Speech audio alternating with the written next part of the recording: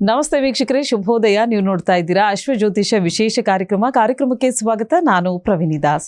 ವೀಕ್ಷಕರೇ, ನಿಮಗೆಲ್ಲ ಗೊತ್ತಿರೋ ಹಾಗೆ ನಮ್ಮ ಕಾರ್ಯಕ್ರಮದ ಮುಖಾಂತರವಾಗಿ ಇವತ್ತಿನ ಪಂಚಾಂಗ ಹೇಗಿದೆ, ದ್ವಾದಶ ರಾಶಿಗಳ ಕಂಪ್ಲೀಟ್ ಮಾಹಿತಿ, ಅಂದರೆ ಒಟ್ಟಾರೆ 12 ರಾಶಿಗಳಿವೆ. 12 ರಾಶಿಗಳ ಫಲಾನುಫಲ ಯಾವ ರೀತಿಯಾಗಿದೆ, ಯಾವ ರಾಶಿಗೆ ಶುಭ, ಯಾರಿಗೆ ಅಶುಭ, ಹಾಗೆ ಇದಕ್ಕೆ ಪರಿಹಾರ ಮಾರ್ಗಗಳು ಯಾವ ರೀತಿಯಾಗಿದೆ ಅನ್ನೋದನ್ನು ಗುರುಜಿಯವರು ನಮಗೆ ತಿಳಿಸ್ಕೊಡ್ತಾರೆ. ಹಾಗೆ ಇವತ್ತಿನ ದಿನ ವಿಶೇಷತೆಯಲ್ಲಿ ನವರಾತ್ರಿಯ 4ನೇ ದಿನದ ವಿಶೇಷತೆ ಏನು, ದೇವಿಯ ಆರಾಧನೆಯನ್ನು ಯಾವ ರೀತಿಯಾಗಿ ಮಾಡಬೇಕಾಗತ್ತೆ, ಯಾವ ರೀತಿಯಾದಂಥ ನೈವೇದ್ಯಗಳನ್ನು ಅರ್ಪಿಸಬೇಕಾಗತ್ತೆ, ಈ ರೀತಿಯಾದಂಥ ವಿಚಾರಗಳ ಕುರಿತಾಗಿ ಒಂದಷ್ಟು ಮಾಹಿತಿಯನ್ನು ಇವತ್ತಿನ ಕಾರ್ಯಕ್ರಮದಲ್ಲಿ ನೀಡಲಿಕ್ಕೆ ನಮ್ಮೊಟ್ಟಿಗೆ ಇದ್ದಾರೆ ಆಧ್ಯಾತ್ಮಿಕ ಚಿಂತಕರು, ಪ್ರಖ್ಯಾತ ಜ್ಯೋತಿಷಿಗಳು ಆಗಿರುವಂಥ ಶ್ರೀ ವೆಂಕಟರಮಣ ಭಟ್ ಶಾಸ್ತ್ರಿಗಳು. ಮೊದಲನೇದಾಗಿ ಗುರುಜಿಯವರನ್ನ ನಮ್ಮ ಕಾರ್ಯಕ್ರಮಕ್ಕೆ ಬರಮಾಡ್ಕೊಳ್ಳೋಣ. ಗುರುಗಳೇ ನಮಸ್ತೆ, ಕಾರ್ಯಕ್ರಮಕ್ಕೆ ಸ್ವಾಗತ. ನಮಸ್ಕಾರ. ಇನ್ನು ಗುರುಗಳೇ, ಮೊದಲನೇದಾಗಿ ಇವತ್ತಿನ ಪಂಚಾಂಗ ಹೇಗಿದೆ ನಮಗೆ ತಿಳಿಸ್ಕೊಡಿ. ಶ್ರೀ ಗುರುಭ್ಯೋ ನಮಃ. ಹರಿ ಓಂ. ಗುರುಬ್ರಹ್ಮ ಗುರುರ್ವಿಷ್ಣು ಗುರುರ್ದೇವೋ ಮಹೇಶ್ವರ, ಗುರು ಸಾಕ್ಷಾತ್ ಪರಂ ಬ್ರಹ್ಮ, ತಸ್ಮೈ ಶ್ರೀ ಗುರವೇ ನಮಃ. ಏಕ ಏವ ಪರಬ್ರಹ್ಮ ಪರಮಾತ್ಮ ದಿಗಂಬರಃ, ಸ್ವಯಮೇವ ಗುರು ಸಾಕ್ಷಾತ್ ಸುಬ್ರಾಯಃ ಪಾತು ನಃ ಸದಾ.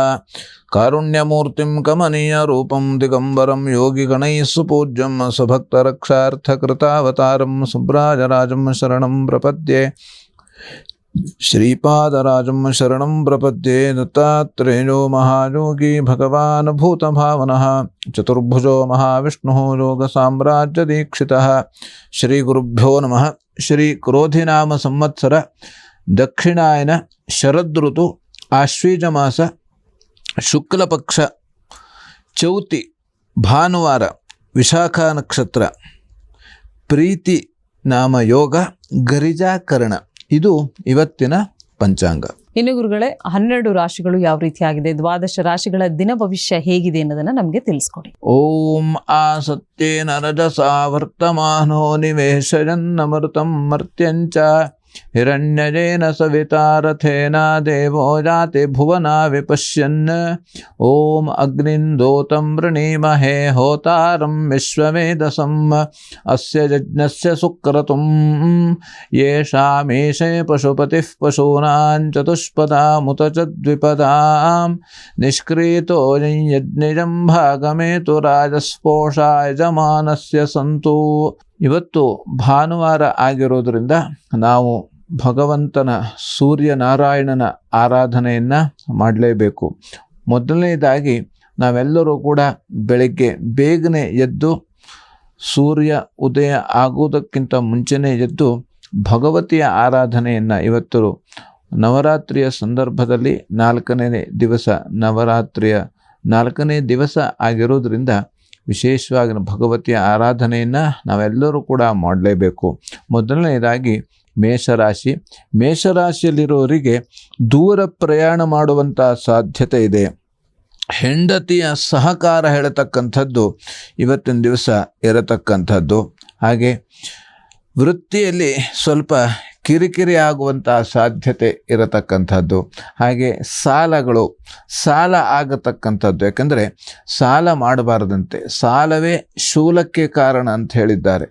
ನಾವು ಎಷ್ಟು ಸಾಲವನ್ನು ಮಾಡುತ್ತೇವೆಯೋ ಅಷ್ಟು ನಮಗೆ ಒತ್ತಡ, ಎಲ್ಲ ರೀತಿಯಲ್ಲಿ ನಮಗೆ ತೊಂದರೆಗಳು ಬರತಕ್ಕಂಥದ್ದು ಜಾಸ್ತಿ ಆಗ್ತದೆ ಅಂತ. ಯಾಕಂದರೆ ಸಾಲ ನಾವು ಮಾಡೋದಂತಂದರೆ, ನಾವು ಯಾವುದೋ ಒಂದು ಕೆಲಸದ ಆಗಲಿ ಅಂತ ಸಾಲ ಮಾಡೋದು ಬೇರೆ, ಹಾಗೆ ನಮಗೆ ಆಸೆಯಿಂದ ಸಾಲ ಮಾಡೋದು ಬೇರೆ. ನಮಗೆ ಇನ್ನೂ ಬೇಕು ಸಾಲ ಮಾಡಿ ಆದರೂ ಏನೋ ಮಾಡುವ ಅಂತ ಹೀಗೆ, ಅಥವಾ ನಮ್ಮ ವೃತ್ತಿಗೋಸ್ಕರವಾಗಿ ತುತ್ತು ಅನ್ನಕ್ಕೋಸ್ಕರವಾಗಿ ಸಾಲ ಮಾಡೋದು ಬೇರೆ. ಅನ್ನಕ್ಕೋಸ್ಕರವಾಗಿಯೂ ಕೂಡ ಜಾಸ್ತಿ ಸಾಲವನ್ನು ಮಾಡಬಾರ್ದು, ಆಸೆಗೋಸ್ಕರವಾಗೂ ಕೂಡ ಜಾಸ್ತಿ ಸಾಲವನ್ನು ಮಾಡಬಾರ್ದು. ಹಾಗಾಗಿ ವಿಶೇಷವಾಗಿ ಮಹಾಗಣಪತಿಯ ಪೂಜೆಯನ್ನು ಮಾಡುವುದರಿಂದ, ಮಹಾಗಣಪತಿಯ ಆರಾಧನೆಯನ್ನು ಮಾಡುವುದರಿಂದ ಇವತ್ತಿನ ದಿವಸ ಎಲ್ಲ ರೀತಿಯಲ್ಲಿ ಶುಭ ಫಲವನ್ನು ಕಾಣಬಹುದು.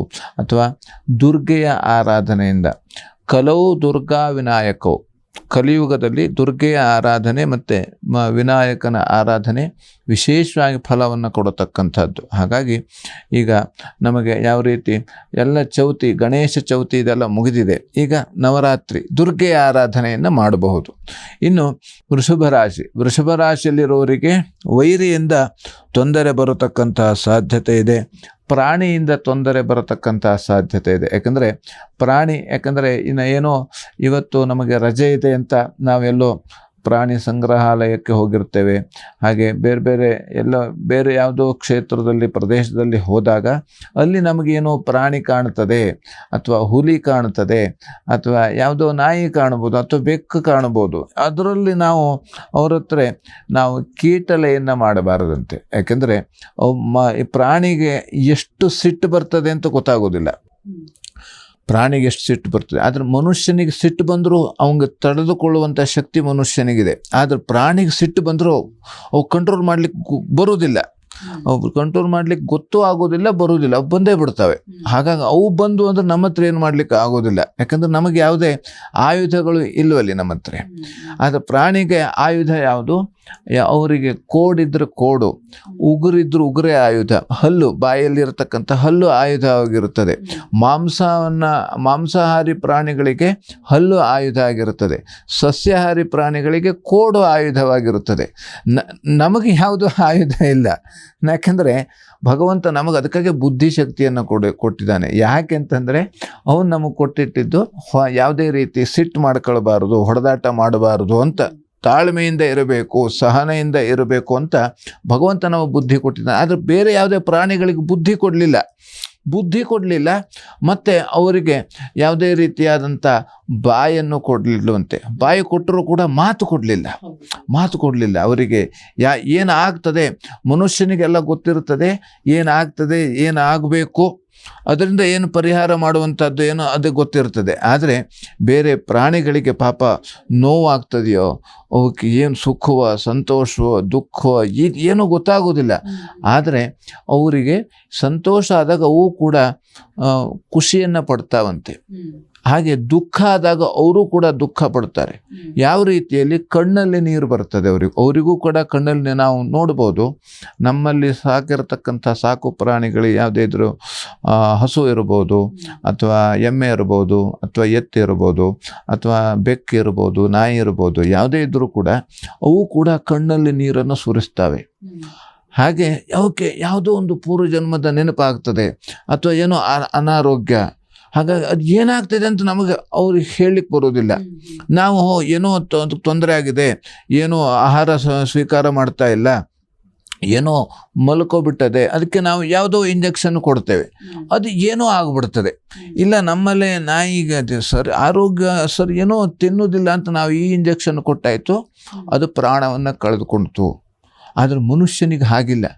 ಅವ್ನಿಗೆ ಏನಾಗ್ತದೆ ಅಂತ ಹೇಳ್ತಾರೆ, ಇದಕ್ಕೆ ಪರಿಹಾರ ಹೇಳುವಂಥದ್ದು ಇದೆ. ಆದರೆ ಹಾಗಾಗಿ ನಾವು ಆದಷ್ಟು ಈ ಪ್ರಾಣಿಯಿಂದ ತೊಂದರೆ ಬರತಕ್ಕಂಥದ್ದು ಇರೋದರಿಂದ ಪ್ರಾಣಿ ಹತ್ರ ನಾವು ಆದಷ್ಟು ಹುಚ್ಚಾಟವನ್ನು ಮಾಡಬಾರ್ದು. ಇನ್ನು ತೀರ್ಥಯಾತ್ರೆಯಲ್ಲಿ ತೊಂದರೆ ಬರುವಂಥ ಸಾಧ್ಯತೆ ಇದೆ. ಹೋಟೆಲ್ ಉದ್ಯಮಕ್ಕೆ ಲಾಭ ಆಗತಕ್ಕಂಥ ಸಾಧ್ಯತೆ ಇದೆ. ದತ್ತ ಸಹಸ್ರನಾಮ ಪಾರಾಯಣ ಮಾಡುವುದರಿಂದ ಎಲ್ಲ ರೀತಿಯಲ್ಲಿ ಶುಭ ಫಲವನ್ನು ಕಾಣಬಹುದು. ಇನ್ನು ಮಿಥುನ ರಾಶಿಯಲ್ಲಿರುವವರಿಗೆ ಪೆಟ್ರೋಲ್ ಉದ್ಯಮಕ್ಕೆ ಅನುಕೂಲ ಆಗುವಂಥ ಸಾಧ್ಯತೆ ಇದೆ. ಮಕ್ಕಳಿಂದ ಸಹಾಯ ಸಿಗತಕ್ಕಂಥದ್ದು, ಶತ್ರುಗಳಿಂದ ತೊಂದರೆ ಬರತಕ್ಕಂಥ ಸಾಧ್ಯತೆ ಇದೆ. ನೀರಿನಿಂದಲೂ ಕೂಡ ತೊಂದರೆ ಬರತಕ್ಕಂಥದ್ದು. ಮೃತ್ಯುಂಜಯ ಜಪವನ್ನು ಮಾಡುವುದರಿಂದ ಎಲ್ಲ ರೀತಿಯಲ್ಲಿ ಶುಭ ಫಲವನ್ನು ಕಾಣಬಹುದು.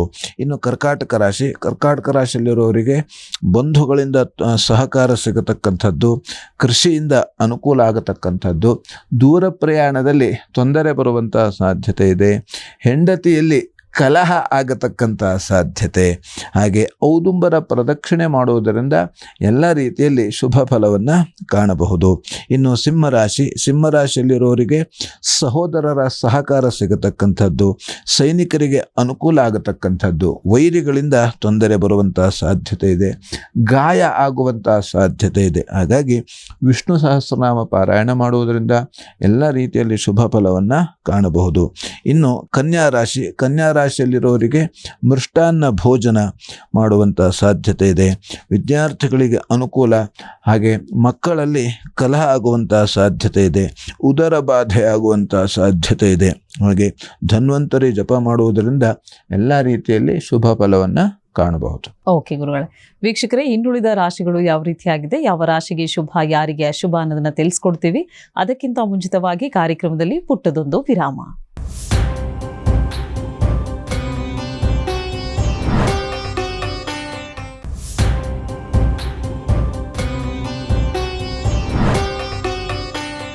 ವಿರಾಮದ ಬಳಿಕ ಅಶ್ವ ಜ್ಯೋತಿಷ್ಯ ವಿಶೇಷ ಕಾರ್ಯಕ್ರಮಕ್ಕೆ ಸ್ವಾಗತ. ವೀಕ್ಷಕರ, ಇವತ್ತಿನ ಕಾರ್ಯಕ್ರಮದ ಮುಖಾಂತರವಾಗಿ ಒಟ್ಟಾರೆ 12 ರಾಶಿಗಳ ಫಲಾನುಫಲ ಯಾವ ರೀತಿಯಾಗಿದೆ ಅನ್ನೋದನ್ನ ನಾವು ನಿಮಗೆ ತಿಳಿಸ್ಕೊಡ್ತಾ ಇದ್ದೀವಿ. ಇನ್ನುಳಿದ ರಾಶಿಗಳು ಯಾವ ರೀತಿಯಾಗಿದೆ, ಯಾವ ರಾಶಿಗೆ ಶುಭ, ಯಾರಿಗೆ ಅಶುಭ ತಿಳ್ಕೊಳ್ಳೋಣ. ಗುರುಗಳೇ, ಇನ್ನುಳಿದ ರಾಶಿಗಳ ದಿನ ಭವಿಷ್ಯ ಹೇಗಿದೆ ತಿಳಿಸ್ಕೊಡಿ. ಇನ್ನು ತುಲಾ ರಾಶಿಯಲ್ಲಿ ಇರುವವರಿಗೆ ಆರೋಗ್ಯದಲ್ಲಿ ಸುಧಾರಣೆ ಆಗುವಂತಹ ಸಾಧ್ಯತೆ ಇರತಕ್ಕಂಥದ್ದು, ಹಾಗೆ ಪೂಜೆ ಅಥವಾ ದಾನ ಧರ್ಮಗಳಲ್ಲಿ ಭಾಗಿಯಾಗುವಂತಹ ಸಾಧ್ಯತೆ ಇದೆ. ಹಾಗೆ ಬಂಧುಗಳಲ್ಲಿ ಕಲಹ ಆಗತಕ್ಕಂಥದ್ದು. ಯಾಕಂದರೆ ಈ ಬಂಧು ಬಾಂಧವರು ಅಥವಾ ಎಲ್ಲರೂ ಕೂಡ ನಾವು ಹೇಗಿರ್ತೇವೆಯೋ ಅವರು ನಮಗೆ ಹಾಗೆ ಇರ್ತಾರಂತೆ. ಕೆಲವೊಬ್ಬರು ಅಲ್ಲಿ ಯಾವುದೋ ಪೂರ್ವಜನ್ಮದ ಸಂಸ್ಕಾರದ ಕಾರಣದಿಂದ ನಾವು ಸರಿಯಾಗಿದ್ದರೂ ಕೂಡ ಇನ್ನೊಬ್ಬರು ನಮ್ಮನ್ನು ತಿಳಿದುಕೊಳ್ಳುವುದು. ಅರ್ಥಮನರ್ಥಂ ಅಂತ ಹೇಳಿದ್ದಾರೆ. ಅರ್ಥಮ ಅನರ್ಥಂ. ಅರ್ಥ ಅಂದರೆ ಸಂಪತ್ತು, ಹಣ. ಇದಿದ್ದರೆ ಅನರ್ಥ ಆಗಿಬಿಡ್ತದೆ ಅಂತೆ ಶಂಕರಾಚಾರ್ಯರು ಹೇಳಿದ್ದಾರೆ. ಯಾಕಂದರೆ ಎಲ್ಲವೂ ಈ ಮನುಷ್ಯನಿಗೆ ಆ ಅರ್ಥ ಸಂಪತ್ತಿದೆ ಅಂತ ಆದರೆ ಅವನಿಗೆ ಎಲ್ಲ ರೀತಿಯಲ್ಲಿ ಅಹಂಕಾರ ಬಂದುಬಿಡ್ತದೆ. ಅದು ಆ ಅನರ್ಥಕ್ಕೆ ಕಾರಣ ಆಗಿಬಿಡ್ತದೆ. ಯಾಕಂದರೆ ನಮ್ಮಲ್ಲಿ ಅಷ್ಟು ಸಂಪತ್ತಿಲ್ಲ ಅಂದರೆ ನಾವು ಭಗವಂತನ ಸ್ಮರಣೆ ಮಾಡ್ತೇವೆ. ನಮಗೆ ಮುಂದೆ ಏನಾಗ್ತದೆಯೋ, ಹಾಗಾಗಿ ಭಗವಂತ ರಕ್ಷಣೆ ಕೊಡುವಂಥ ನಾವು ಒಳ್ಳೆಯ ಮಾರ್ಗದಲ್ಲಿ ಇರ್ತೇವೆ, ಸನ್ಮಾರ್ಗದಲ್ಲಿ ಇರ್ತೇವೆ. ನಮಗೆ ಸ್ವಲ್ಪ ಜಾಸ್ತಿ ಬಂತು ಸಂಪತ್ತು ಅಂತಂದರೆ ನಾವು ಇನ್ನೊಬ್ಬರನ್ನ ನಾವು ತುಳಿಬೇಕು, ಮೆಟ್ಟಬೇಕು, ಇನ್ನೊಬ್ಬರಿಗೆ ತೊಂದರೆ ಕೊಡಬೇಕು ಹೇಳೋದು ಬಂದುಬಿಡ್ತದೆ. ಅದಕ್ಕಾಗಿ ಭಗವಂತ ನಮಗೂ ತೊಂದರೆ ಆಗಬಾರ್ದು, ಇನ್ನೊಬ್ಬರಿಗೂ ತೊಂದರೆ ಆಗಬಾರ್ದು ಅಂತ ಭಗವಂತ ನಮ್ಮಲ್ಲಿರತಕ್ಕಂಥ ಸಂಪತ್ತನ್ನು ತಗೊಬಿಡ್ತಾನಂತೆ ಅವನು. ನಾವು ಏನು ಮಾಡ್ತೇವೆ, ನಾವು ಭಗವಂತನ ಸ್ಮರಣೆ ಮಾಡ್ತಾ ಇದ್ದೇವೆ, ಆದರೂ ಕೂಡ ನಮಗೆ ಕಷ್ಟ ಕೊಟ್ಟಿದ್ದಾನೆ ಅಂತ ನಾವು ತಿಳ್ಕೊಳ್ತೇವೆ. ಆದರೆ ಹಾಗಲ್ಲ. ಅದು ನಮಗೆ ಸುಖವನ್ನು ಕೊಡಲಿಕ್ಕಾಗಿ, ನಮಗೆ ರಕ್ಷಣೆಯನ್ನು ಕೊಡಲಿಕ್ಕಾಗಿ, ನಮಗೆ ಎಲ್ಲ ರೀತಿಯಲ್ಲೂ ಅನುಕೂಲವನ್ನು ಮಾಡುವುದಕ್ಕಾಗಿ ನಮ್ಮಲ್ಲಿ ಇರತಕ್ಕಂಥ ಸಂಪತ್ತನ್ನು ಕಿತ್ಕೊಳ್ತಾನೆ ಭಗವಂತ. ಆದರೆ ಒಂದು ಕಿತ್ಕೊಂಡು ಒಂದು ಕೊಡ್ತಾನಂತೆ. ಸಂಪತ್ತನ್ನು ಕಿತ್ಕೊಂಡು ಅವನು ಆರೋಗ್ಯ ಕೊಡ್ತಾನೆ. ಹಾಗಾಗಿ ಅದು ಸಂಪತ್ತಿದ್ದವರಿಗೆ ಆರೋಗ್ಯ ಇರುವುದಿಲ್ಲ, ಸಂಪತ್ತು ಇಲ್ಲದೆ ಹೋದವರಿಗೆ ಆರೋಗ್ಯ ಇರ್ತದೆ. ಅದು ಎರಡೂ ಹಾಗಾಗಿ ಇವತ್ತಿನ ದಿವಸ ಕೃಷಿ ಕ್ಷೇತ್ರದಲ್ಲಿ ತೊಂದರೆ ಆಗುವಂತಹ ಸಾಧ್ಯತೆ ಇರತಕ್ಕಂಥದ್ದು. ಗೋಸೇವೆ ಮಾಡುವುದರಿಂದ ಎಲ್ಲ ರೀತಿಯಲ್ಲಿ ಶುಭ ಫಲವನ್ನು ಕಾಣಬಹುದು. ಇನ್ನು ವೃಶ್ಚಿಕ ರಾಶಿಯಲ್ಲಿರೋರಿಗೆ ಅಧಿಕವಾದಂಥ ಖರ್ಚಾಗುವಂಥ ಸಾಧ್ಯತೆ ಇದೆ. ವೈರಿಗಳಿಂದ ತೊಂದರೆ ಬರತಕ್ಕಂಥದ್ದು, ಸಹೋದರರಲ್ಲಿ ಕಲಹ ಆಗುವಂಥ ಸಾಧ್ಯತೆ ಇದೆ. ಶಿಕ್ಷಕ ವೃತ್ತಿಯಲ್ಲಿ ಇರುವವರಿಗೆ ಅನುಕೂಲ ಆಗತಕ್ಕಂಥದ್ದು. ಯಾಕಂದರೆ ಶಿಕ್ಷೆಯೇ ನಮಗೆ ಯಾವ ರೀತಿ ಆ ಶಿಕ್ಷೆಯನ್ನು ಕೊಟ್ಟು ಆ ಎಲ್ಲ ರೀತಿಯಲ್ಲಿ ವಿದ್ಯೆಯನ್ನು ಯಾರು ಕಲಿಸ್ತಾರೋ ಅಂಥವರ ಹೆಸರು ಇವತ್ತೂ ಕೂಡ ಇದೆ. ಈಗ ನಮಗೆ ಈಗಿನ ಶಿಕ್ಷಣದಲ್ಲಿ ಏನಾಗ್ಬಿಡ್ತದೆ, ಒಂದು ಹೊಡೆಯಬಾರ್ದು, ಒಂದು ಬೈಬಾರ್ದು, ಆದರೆ ವಿದ್ಯೆ ಮಾತ್ರ ಕಲಿಸ್ಬೇಕು. ಆದರೆ ಈಗ ವಿದ್ಯೆ ಬರಬೇಕು ಅಂದರೆ ಪೆಟ್ಟು ತಿನ್ನಲೇಬೇಕಂತೆ. ಯಾವ ರೀತಿ ನಾವು ಈಗ ದೇವಸ್ಥಾನಕ್ಕೆ ಹೋಗಿ ದೇವರಿಗೆ ಕೈ ಮುಗಿತೇವೆ, ಅದಷ್ಟು ಆ ಕಲ್ಲನ್ನು ಮೂರ್ತಿಯನ್ನಾಗಿ ಮಾಡಿ ಅದು ಪೂಜೆಗೆ ಯೋಗ್ಯವಾಗಬೇಕು ಅನ್ನೋದು ಅಷ್ಟು ಪೆಟ್ಟನ್ನು, ಅಷ್ಟು ಚಾಣವನ್ನು ತಿಂದಿರ್ತದೆ. ಅದು ಅಷ್ಟು ಚಾಣವನ್ನು ತಿಂದಾಗ ಅದು ಪೂಜೆಗೆ ಯೋಗ್ಯವಾಗಿರ್ತದೆ. ಹಾಗೆ ನಮ್ಮ ಮನಸ್ಸು ಕೂಡ, ನಮ್ಮ ಬುದ್ಧಿನೂ ಕೂಡ ಅಷ್ಟು ಆ ಪೆಟ್ಟನ್ನು ತಿಂದು ಇದು ಒಳ್ಳೆಯದು, ಇದು ಕೆಟ್ಟಿದ್ದು, ಇಲ್ಲಿ ಹೋಗಬಾರ್ದು, ಇದನ್ನು ಮಾಡಬಾರ್ದು. ಅವಳು ಮನಸ್ಸಿಗೆ ಬುದ್ಧಿಗೆ ಅದು ಗೊತ್ತಾಗ್ತಾ ಹೋಗಬೇಕು. ಇಷ್ಟು ಪೆಟ್ಟು ಬಿದ್ದಾಗ ಅವಾಗ ಮನಸ್ಸು ಎಲ್ಲೂ ಹೋಗುವುದಿಲ್ಲ. ಯಾವ ರೀತಿಯಲ್ಲಿ ಈ ಸಮುದ್ರದಲ್ಲಿ ಅಲೆಗಳು ಇರ್ತಾವಂತೆ, ಅದು ಯಾವ ರೀತಿಯಲ್ಲಿ ಸಮುದ್ರದ ಬುಡದಲ್ಲಿ ಅಲೆಗಳು ಇರುತ್ತದೆ, ಆದರೆ ಸಮುದ್ರದ ಮಧ್ಯಭಾಗದಲ್ಲಿ ಅಲೆಗಳು ಇರುವುದಿಲ್ಲ. ಅದಕ್ಕೆ ಶಾಂತ ಸಾಗರ ಅಂತ ಕರಿತೇವೆ ನಾವು. ಶಾಂತ ಸಾಗರ ಅಂದ್ರೆ ಏನದು? ಶಾಂತ ಸಾಗರ ಅಂದ್ರೆ ಅಲ್ಲಿ ಶಾಂತವಾಗಿ ಇರತಕ್ಕಂಥದ್ದು, ಯಾವುದೇ ರೀತಿಯಾದಂಥ ಅಲೆಗಳು, ಅಡೆತಡೆಗಳು ಯಾವುದು ಕೂಡ ಅಲ್ಲಿ ಇರುವುದಿಲ್ಲ. ಅದಕ್ಕಾಗಿ ಶಾಂತ ಸಾಗರ ಹೆಸರು. ಹಾಗಾಗಿ ಮನಸ್ಸು ಶಾಂತವಾಗಬೇಕು, ಮನಸ್ಸು ಸಾಗರದಂತೆ ಶಾಂತವಾಗಬೇಕು. ಮನಸ್ಸು ಸಾಗರದಕ್ಕಿಂತಲೂ ದೊಡ್ಡದು. ಯಾವ ರೀತಿ ಏನೋ ಸಾಗರದಲ್ಲೂ ಒಂದೊಂದ್ಸರಿ ಗಾಳಿ ಇಲ್ಲ ಅಂದ್ರೆ ಅಷ್ಟು ಅಲೆಗಳು ಕಡಿಮೆ ಆಗ್ತದೆ. ಆದ್ರೆ ಮನಸ್ಸಿಗೆ ಅಲೆಗಳು, ಮನಸ್ಸಿನ ಸೆಳೆತ ಹೇಳತಕ್ಕಂಥದ್ದು ಮತ್ತೂ ಜಾಸ್ತಿ. ಸುಮ್ಮನೆ ಕೂತ್ಕೊಂಡ್ರೂ ಬಂದುಬಿಡ್ತದೆ, ಕೂತ್ಕೊಳ್ದೆ ಹೋದ್ರೂ ಬಂದುಬಿಡ್ತದೆ, ಯಾವುದೋ ಪೂರ್ವ ಜನ್ಮದ ಕರ್ಮದ ವಾಸನೆಯಿಂದ. ಹಾಗಾಗಿ ಇದೆಲ್ಲ ಆ ಕರ್ಮದ ವಾಸನೆ ಇದೆಲ್ಲ ಹೋಗಬೇಕು ಅಂತಂದರೆ ನಾವು ಭಗವಂತನ ಸ್ಮರಣೆ ಜಾಸ್ತಿಯಾಗಿ ಮಾಡ್ತಾ ಮಾಡ್ತಾ ಮಾಡ್ತಾ ಮಾಡ್ತಾ ನಮಗೆ ಆ ಮನಸ್ಸು ಭಗವಂತನ ಕಡೆಗೆ ಹೋಗಲಿಕ್ಕೆ ಯೋಗವಾಗಿ ಅದು ಯೋಗವಾಗಿ ಯೋಗ್ಯತೆಯನ್ನು ಪಡೆದುಕೊಳ್ಳತಕ್ಕಂಥದ್ದು. ಹಾಗಾಗಿ ಶ್ರೀ ಸೂಕ್ತ ಪಾರಾಯಣ ಮಾಡೋದರಿಂದ ಎಲ್ಲ ರೀತಿಯಲ್ಲಿ ಶುಭ ಫಲವನ್ನು ಕಾಣಬಹುದು. ಇನ್ನು ಧನುರಾಶಿಯಲ್ಲಿರುವವರಿಗೆ ಧನಸ್ಥಾನದಲ್ಲಿ ತೊಂದರೆ ಬರುವಂತಹ ಸಾಧ್ಯತೆ ಇದೆ. ಅನ್ನಸ್ಥಾನದಲ್ಲೂ ಕೂಡ ತೊಂದರೆ ಬರತಕ್ಕಂಥದ್ದು. ಬಟ್ಟೆ ವ್ಯಾಪಾರಿಗಳಿಗೆ ಲಾಭ ಆಗತಕ್ಕಂತಹ ಸಾಧ್ಯತೆ ಇದೆ. ಕೃಷಿಕರಿಗೆ ಅನುಕೂಲ ಆಗತಕ್ಕಂಥದ್ದು. ಮಹಾಲಕ್ಷ್ಮಿ ಪ್ರಾರ್ಥನೆ ಮಾಡೋದರಿಂದ ಎಲ್ಲ ರೀತಿಯಲ್ಲಿ ಶುಭ ಫಲವನ್ನು ಕಾಣಬಹುದು. ಇನ್ನು ಮಕರ ರಾಶಿಯಲ್ಲಿರುವವರಿಗೆ ಆರೋಗ್ಯದಲ್ಲಿ ವ್ಯತ್ಯಾಸ ಆಗುವಂತಹ ಸಾಧ್ಯತೆ ಇದೆ. ಶಿರೋಬಾಧೆ, ತಲೆಗೆ ಸಂಬಂಧಪಟ್ಟಂಥ ಸಮಸ್ಯೆ ಆಗತಕ್ಕಂಥದ್ದು.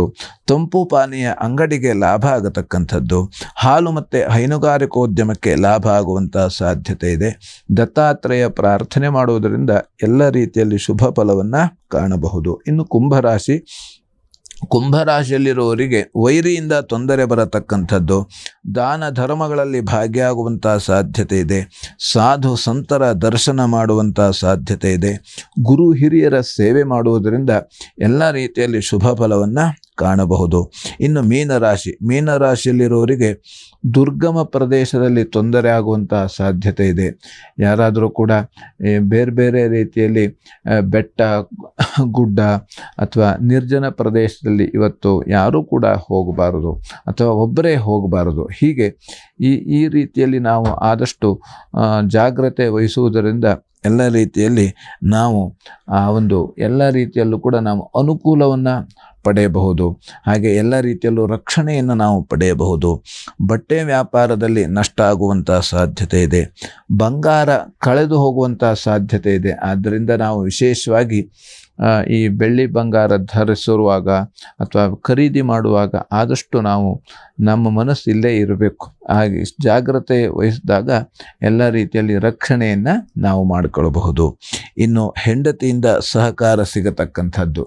ತಂದೆ ತಾಯಿಯರ ಸೇವೆ ಮಾಡುವುದರಿಂದ ಇವತ್ತಿನ ದಿವಸ ಮೀನರಾಶಿಯಲ್ಲಿ ಇರತಕ್ಕಂಥವರು ಎಲ್ಲ ರೀತಿಯಲ್ಲೂ ಕೂಡ ಶುಭ ಫಲವನ್ನು ಕಾಣಬಹುದು. ಆದ್ದರಿಂದ ನಾವೇನು ಭಯಪಡಬೇಕಾದ ಅವಶ್ಯಕತೆ ಇಲ್ಲ.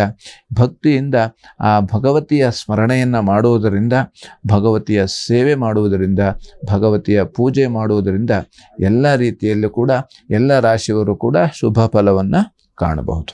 ವೀಕ್ಷಕರೇ, ಒಟ್ಟಾರೆ 12 ರಾಶಿಗಳ ಫಲಾನುಫಲ ಯಾವ ರೀತಿಯಾಗಿತ್ತು, ಜೊತೆಗೆ ಇವತ್ತಿನ ದಿನ ಭವಿಷ್ಯ ಹೇಗಿದೆ, ಪರಿಹಾರ ಮಾರ್ಗಗಳನ್ನು ಹೇಗೆ ಅನುಸರಿಸಬೇಕಾಗುತ್ತೆ, ಇದರ ಕುರಿತಾಗಿ ಒಂದಷ್ಟು ಮಾಹಿತಿಯನ್ನು ಗುರುಜಿಯವರು ನಮಗೆ ನೀಡಿದ್ದಾರೆ. ಗುರುಗಳೇ, ಇದುವರೆಗೂ ಕಾರ್ಯಕ್ರಮದಲ್ಲಿ ಭಾಗವಹಿಸಿ ಸಾಕಷ್ಟು ಮಾಹಿತಿಯನ್ನು ವೀಕ್ಷಕರಿಗೆ ತಿಳಿ ಹೇಳಿದ್ದೀರಾ. ಧನ್ಯವಾದಗಳು. ಲೋಕಾಃ ಸಮಸ್ತಾಃ ಸುಖಿನೋ ಭವಂತು, ಸಮಸ್ತ ಸನ್ಮಂಗಳಾನಿ ಭವಂತು. ಎಲ್ಲರಿಗೂ ಕ್ಷೇಮವಾಗಲಿ. ವೀಕ್ಷಕರೇ, ಇವತ್ತಿನ ಕಾರ್ಯಕ್ರಮ ಎಲ್ಲರಿಗೂ ಇಷ್ಟವಾಗಿದೆ ಅಂತ ಭಾವಿಸ್ತಾ ಕಾರ್ಯಕ್ರಮವನ್ನು ಮುಕ್ತಾಯಗೊಳಿಸ್ತಾ ಇದ್ದೀವಿ. ಮತ್ತೆ ನಿಮ್ಮ ಭೇಟಿ ಮುಂದಿನ ಸಂಚಿಕೆಯಲ್ಲಿ. ಧನ್ಯವಾದಗಳು.